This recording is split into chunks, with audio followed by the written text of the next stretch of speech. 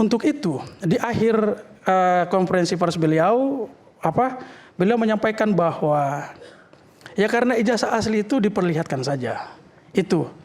Ya, karena yakin asli maka perlihatkan saja. Ya, karena itu pernyataan Pak JK ya.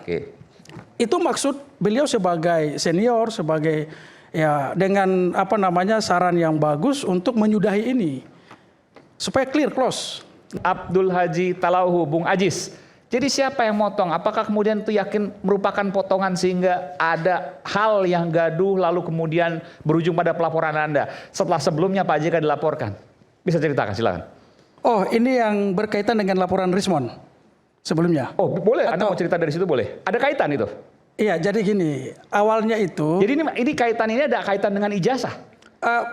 Saya nggak tahu apakah kaitan dengan ijazah atau enggak. Ijazah nanti coba kita runut ya. Oke, silakan. Kita dengarkan semua. Baik. Ya, jadi Pak JK waktu membuat laporan polisi Mas Aiman tanggal 8 di Barreskrim Polri, setelah membuat laporan polisi, Pak JK menyampaikan bahwa ini alasan beliau membuat laporan polisi itu karena terkait dengan reputasi beliau dan untuk memperjelas bahwa beliau tidak berada di balik gerakan yang mempertanyakan atau mempersoalkan ijazah Pak Jokowi. Karena bagi Pak JK ijazah Pak Jokowi adalah asli dan untuk itu karena beliau pernah menjadi wakil presiden memimpin Indonesia dalam 2 kali presiden berbeda, terakhir beliau dengan Pak Jokowi dan beliau paham bagaimana kegaduhan yang tidak substansi itu bisa menggerus ongkos sosial. Jadi Pak JK yakin ijazah Pak Jokowi asli? Dalam video itu jelas ijazah Pak Jokowi asli. Beliau yang membawa Pak Jokowi dari Solo, kemudian dipertemukan dengan Ibu Mega, lalu nanti dengan Pak Prabowo, dan akhirnya memenangkan pertarungan di DKI dan kemudian mendaftar oleh permintaan Ibu Mega untuk sama-sama menjadi wakil presiden dan wakil presiden, lalu kemudian memenangkan pertarungan 2014. Untuk itu di akhir konferensi pers beliau beliau menyampaikan bahwa ya karena ijazah asli itu diperlihatkan saja. Itu. Ya, karena yakin asli maka perlihatkan saja. Ya, karena itu pernyataan Pak JK ya. Itu maksud beliau sebagai senior, sebagai dengan saran yang bagus untuk menyudahi ini supaya clear, close. Nah, maksudnya Pak JK itu bukan orang besar yang berada di balik isu tudingan ijazah palsu Pak Jokowi. Itu kan yang mau disampaikan Pak JK. Baik. Lalu apa kaitannya ke sini ke potongan video penistaan agama dan sosial laporan? Iya, Mas Aiman.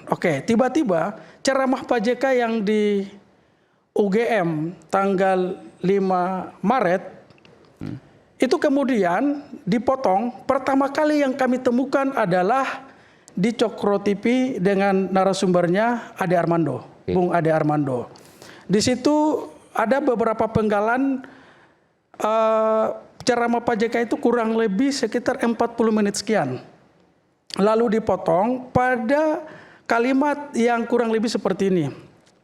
Bahwa baik Islam maupun Kristen membunuh atau dibunuh atau menewaskan itu dianggap mati syahid. Nah, itulah yang dibedah tuh di Cokro. Oke, sebentar.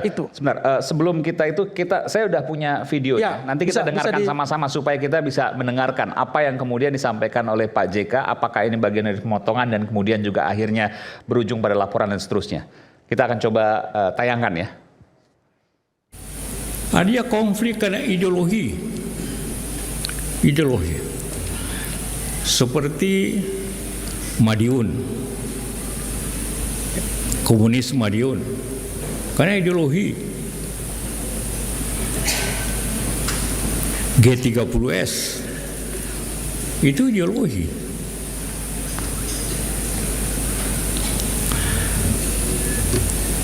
Ada juga karena agama, walaupun didahului dengan ketidakadilan, kemudian akibatnya ke agama.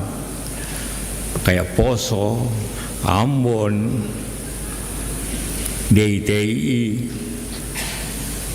Kenapa agama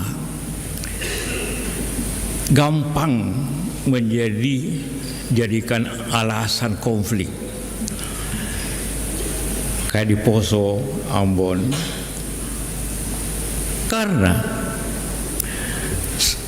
kedua-duanya Islam dan Kristen berpendapat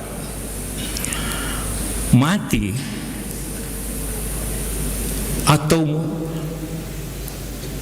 menewaskan orang, mati atau mematikan itu syahid. Semua pihak, Kristen juga berpikir begitu. Kalau saya bunuh orang Islam, saya syahid. Kalau saya mati pun saya syahid. Akhirnya susah berhenti kalau konfliknya orang membawanya ke agama. Oke, jadi ini yang dipotong menurut Anda? Ya, itu yang dipotong oleh yang kami lihat di Cokro. Oke. Lalu kemudian Apa yang kemudian dari video ini membuat bias pemahamannya? iya, yang biasnya di sini Mas Aiman. Karena sudah dipotong itulah kehilangan konteks dan pesan yang mau disampaikan oleh Pak JK. Beliau menemukan fakta empirik saat menyelesaikan para aktor konflik baik di Poso maupun di Ambon yang menarik melabeli konflik itu dengan agama. Beliau menyampaikan dan ada beberapa pendeta itu sudah, misalnya Prof. John Rulesin waktu itu sebagai sinode Gereja Protestan Maluku, dan pendeta ketua PGI Jeki Manuputi itu bersaksi bahwa memang benar di Muslim berteriak Allahu Akbar, di Kristen juga berteriak demi Yesus. Begitu. Jadi konflik kekerasan di lapangan oleh aktor itu, Pak JK melihat bahwa ternyata ini sudah dibungkus dengan agama. Sehingga konflik Poso dan Ambon disebut sebagai konflik bernuansa Sara. Itu dulu. Nah, dalam ceramah beliau di UGM itu, bahwa beliau sedang menjelaskan bagaimana konflik dan perdamaian. Di situ. Beliau tidak sedang mengomentari ajaran kekristenan, tidak. Tetapi beliau sedang menyampaikan pengalaman beliau mendamaikan konflik antara dua kelompok tadi, Islam dan Kristen. Lalu beliau menemukan alasan di balik konflik tadi. Nah, di ujungnya beliau bilang bahwa semangat atau motivasi mereka berkonflik yang tadi menarik agama itu, bahwa ternyata kedua ini dilihat dalam baik di Al-Quran dan di Alkitab itu tidak ada. Sama-sama masuk neraka. Kalau motivasinya untuk masuk surga, keliru. Dan beliau sampaikan bahwa kalau kalian mau perang, silahkan lanjutkan. Tapi kalau kalian mau damai, saya fasilitasi. Maka lahirlah apa yang disebut sebagai perjanjian Malino I untuk Poso dan perjanjian Malino II untuk Ambon. Perdamaian yang diinisiasi oleh Pak JK. Diinisiasi oleh Pak JK. Sehingga apa yang dilakukan oleh Bung Ade Armando, Permadi Arya, juga kami lihat di Facebook ada Grace Natali, dan yang pelapor Sahat Sinurat. Ini kan berangkat dari potongan video yang mereka sengaja memainkan sentimen itu. Anda melihat itu maksudnya satu partai, PSI semua gitu? Saya nggak disebut partai. Nggak tahu, karena Anda menyebut tadi nama 3 orang itu. Saya nggak sebut partai, tapi saya bilang bahwa ini ada gerakan yang terpola. Ada Armando di Cokro TV, kemudian di YouTube ada 2 orang lagi yang hostnya, lalu bersamaan Permadi Arya, lalu muncul juga Grace Natali menyatakan bahwa Pak JK ini memang ya agak bermasalah, kayak gitu. Lalu datang Sahat Sinurat.